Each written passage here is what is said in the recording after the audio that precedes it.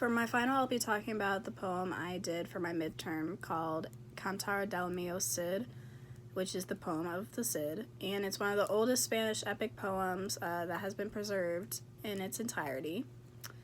It's based on the true story of Rodrigo Diaz de Vizar, also known as El Cid, and it's happening during the Spanish Reconquest, and it is also the first known extensive narrative work of the Spanish literature written in the Romance language, and it was composed around 1200. So the story is basically around the topic of the restoration of lost honor, and how even the greatest honor that is lost can be regained. It begins with the banishment of Cid and the first reason for his dishonor after he was accused of stealing, and how his titles and lands were all taken away. So after he gets his royal pardon back, he regains his lands and is named Lord of Valencia to affirm his new lordship.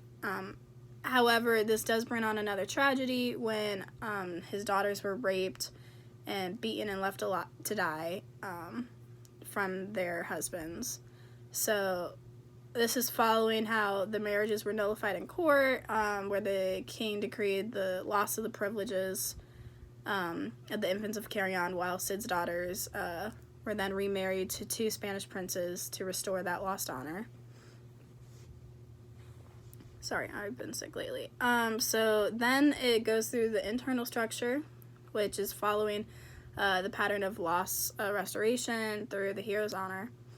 And it is definitely different from many other epics, including the French epics, because there is a loss of like a supernatural sense that we see also in Greek poems as well. And there's the restraint of the hero, and there's actual plausibility of his adventures, which is because of the absence of those supernatural elements. So this character is really shown a perfect example of how patience and balance can get you through life. He does not rush many things. He does do a lot of critical thinking, and he doesn't like rush in battle, and he does think before he acts. So the gain of the status through the arms, especially like in the areas of the borders with Morris, is a recurring theme. Back like when he began the tale, being only a liege lord, which is like a nobleman of the lowest status, but through his battles and conquests, and from like those humble beginnings, he then begets even the title as lord, which is better than what he first had. And as I said earlier, it is one of the oldest Spanish epic poems, and it is studied a lot in the different Spanish schools. So I wanted to start off with a one of his work, one of the paragraphs in this poem that says, sorry, it's bad. I have like a sinus infection.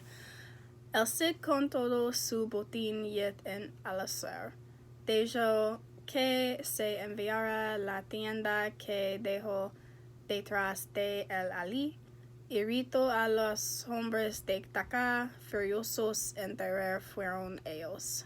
Sabe que sobre todo Calatayudo pesaba mucho la cosa. Al soberano del Valencia enviaron la noticia a buen ritmo, como que el rey Alfonso ha desterrado en desgracia a uno a quien los hombres llaman mi señor el Cid. Roy Díaz de Vivar vino a hospedar junto al Alacén y fuertes sus alojamientos son. Los sacó a emboscar, hagando el castillo Ali. So in this, it's talking about the Cid and all of the booty Leith in Alacén that he gained. He let his tent be sent for that he left behind him there, and it irked the men of Teca, Rothenterra, where they know and did all the things. And so that's how the king of Alfonso was banished in disgrace, and whom men called the Lord Cid. His real name was Roy Diaz of Bizar, and he gained the stone lodgings, and he was then thrown out to ambush anyone in the castle there.